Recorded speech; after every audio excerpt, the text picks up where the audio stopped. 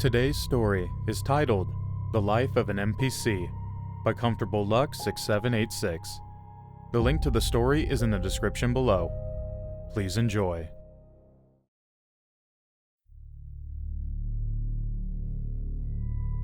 Ever since I found out that I'm an NPC, my life has become so much clearer. Everything makes sense now.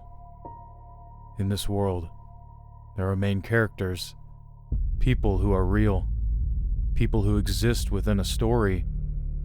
They have character arcs. They go through the hero's journey, descend into hell, and somehow come back from it. The decisions they make matter because those decisions shape the story itself.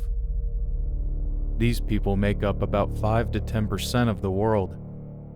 The rest of us are just NPCs. Now, please don't be depressed about this. NPC isn't even an insult. It simply means that we exist in relation to the main character. If the main character goes to the mall to meet his girlfriend, for example, wouldn't it be strange if he arrived at an empty building? The mall needs to be full of people. Otherwise, it would be an awkward date. Let's say the main character needs to succeed. He's been working hard at, studying. Yeah, studying for a brutal exam where only the top 25% pass. Someone has to fill the bottom 75%. Main characters have their own consciousness, thoughts, and feelings. NPCs operate more like a hive mind. We're unique, in a way, but not really. Have you ever experienced deja vu? That strange feeling that this exact moment has happened before. That's because it has, just not to you. It happened to another NPC somewhere else, standing in the presence of another main character. Have you ever felt nervous for no reason? Like you've forgotten something important, but you can't remember what it is. That's the script shoveling random NPCs into the meat grinder for a traumatic event the main character has to endure, and you almost got picked. I suppose the fact that you're reading this means you survived. Have you ever died in a dream? Falling from a great height, only to jolt awake just before hitting the ground. And your goofy NPC brain says, "Thank God it was only a dream." Well, buddy, it wasn't. NPCs don't need sleep. When your physical body shuts down for the night, your consciousness goes somewhere else, to serve as background noise in another story, another life, another scene, over and over again.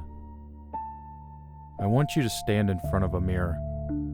Look yourself dead in the eyes and smile as wide as you can. Don't make a funny face. Don't flex. Don't perform. Just stare into your own eyes and hold that grin. It's difficult, isn't it? Almost impossible. Main characters can do that for hours. It doesn't bother them. It doesn't even feel strange. But NPCs can't. After a while, your face begins to look wrong. The features distort. The expression twists. You start looking less like yourself and more like something pretending to be you. That's because it isn't the face of a main character. It's a copy, a rough imitation, and under enough scrutiny, imitations begin to fall apart. Yes, main characters know they're main characters. Yes, they know the rest of us are NPCs. And yes, they keep it from us. Please don't take this the wrong way. Main characters aren't evil. Put yourself in their place. Why would you tell an NPC that they're an NPC? It wouldn't make sense.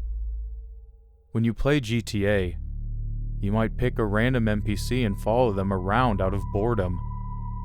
But after a while, you notice the limitations. You realize how much separates you from them. Eventually, you get bored and walk away. I found a main character. I know she's a main character.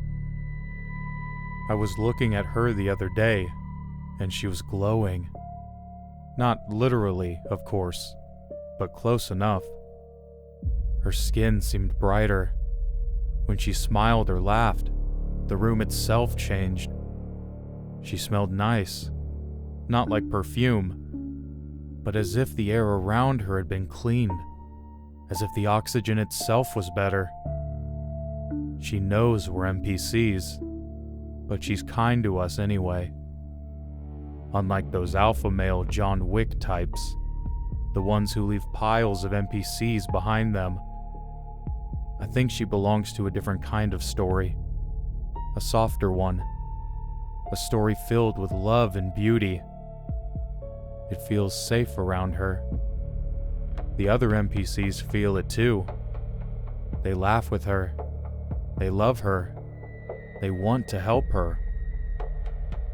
She's beautiful as well, but not in the kind of way that makes you lust after someone.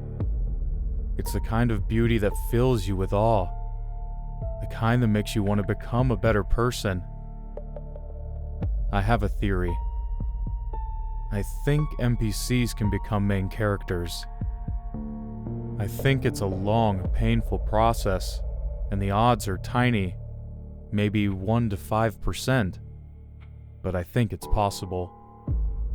Because here's the thing. NPCs and main characters are both characters in the same story. The difference is that one matters and the other doesn't. So maybe, if an NPC forces himself into the story has no choice but to revolve around him. Maybe that's what a good villain is. Someone whose impact is so sudden, so shocking, that the narrative bends around him. Stories have to explain themselves eventually. They can't remain vague forever. They can't be endless suffering without meaning. So, step 1.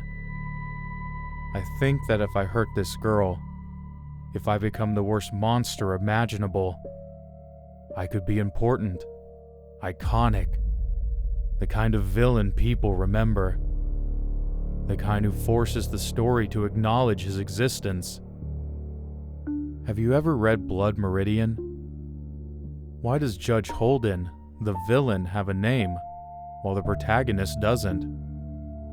Doesn't that make the villain the true center of the story? Or Homelander from The Boys. People watch because of him. The others revolve around his gravity. Step 2. The redemption arc.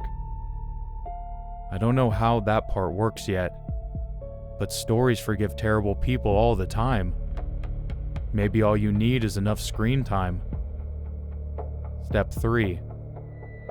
Maybe, if my interrogation is successful, she'll tell me how she became a main character. Maybe she was born that way. Maybe she earned it. Maybe she was once an NPC too. Who knows? Assuming my theory is correct, maybe she shines now, but her past wasn't nearly as bright. One thing is certain. I'm about to find out, and I'm about to escape the life of an NPC. Wish me luck.